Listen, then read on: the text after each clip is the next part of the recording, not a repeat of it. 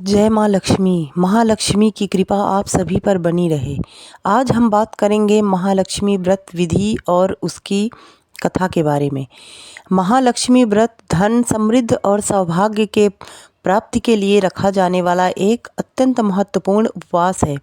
यह व्रत मुख्य रूप से 16 दिनों तक चलता है और इसमें माता लक्ष्मी के गज लक्ष्मी स्वरूप की पूजा की जाती है। व्रत की तिथि और समय। यह व्रत हर साल भाद्र पक्ष के शुक्ल पक्ष की अष्टमी तिथि से शुरू होता है और इसका समापन अश्विनी मास के कृष्ण पक्ष की अष्टमी को होता है। इस बार 2026 की तिथि में 19 सितंबर शनिवार से शुरू होगा। इसकी पूजा की विधि इस प्रकार है। संकल्प और धागा। व्रत के पहले दिन हाथ में 16 गांठों वाला रेशमी धागा बांधा जाता है। हर गांठ पर ओम महालक्ष्मी का जाप किया जाता है। इसके बाद एक कलश की स्थापना की जाती है।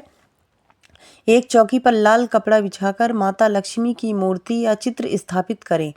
पास में जल से भरा एक कलश रखें जिस पर आम के पत्ते और नारियल हों।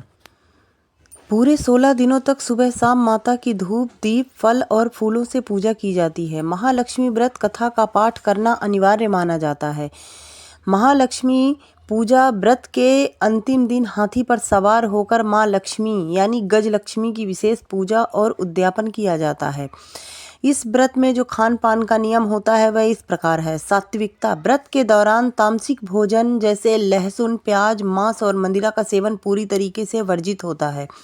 इसमें मुख्य रूप से फलाहारी व्रत किया जाता है। कई लोग इसमें अन्न का ग्रहण करते हैं। हालांकि कुछ क्षेत्र में दिन में एक बार सात्विक भोजन करने की अनुमति होती है। इसमें नमक का परहेज नहीं होता है। इसमें आप समुद्री नमक यानी जिसे आप रॉक सॉल्ट बोलते हैं या सेंधा नमक बोलते हैं वो आप खा सकते हैं। यदि आवश्यक हो तो सेंधा नमक ही खाएं। वैसे माता लक्ष्मी को सफ़ेद रंग की मिठाई और चावल की खीर बहुत ही ज़्यादा पसंद होती है। इसलिए आप अगर उनकी कृपा चाहते हैं तो मीठी सेमियाँ या सफ़ेद चावल की खीर या कुछ मिठाइयाँ भी आप बनाकर भोग लगाएं और उसी का प्रसाद भी आप ग्रहण कर सकते हैं। धार्मिक मान्यताओं के अनुसार भगवान कृष्ण ने युधिष्ठिर को अपना खोया हुआ राज्य और धन वापस पाने के लिए इस व्रत का सुझाव दिया था। जो लोग पूरे 16 दिन व्रत नहीं रख पाते वे पहले 8वें और 16वें दिन का उपवास रखकर भी पुण्य प्राप्त कर सकते हैं। इस व्रत की पौराणिक कथा एक गरीब ब्राह्मण की है जिसे भगवान विष्णु ने माँ लक्ष्मी की पूजा कर निर्धनता से मुक्ति पाने का उपाय बताया था। प्राचीन काल की बात है। एक गांव में एक गरीब ब्राह्मण रहता था। वह अत्यंत निर्धन था लेकिन भगवान विष्णु का परम भक्त था। वह प्रतिदिन नियम से मंदिर जाता और पूजा करता था। उसकी भक्ति से प्रसन्न होकर भगवान विष्णु ने उसे दर्शन दिए। ब्राह्मण ने अपनी निर्धनता दूर करने का उपाय पूछा। तब भगवान विष्णु ने कहा, मंदिर के सामने सुबह एक स्त्री उपले थापने आती है। वह साक्षात लक्ष्मी है। तुम उन्हें अपने घर आने का निमंत्रण देना और तब तक मत छोड़ना जब तक वह आने के लिए तैयार न हो जाएं। जब वे आए तो तुम 16 दिनों तक सच्चे मन से महालक्ष्मी का व्रत और पूजा करना।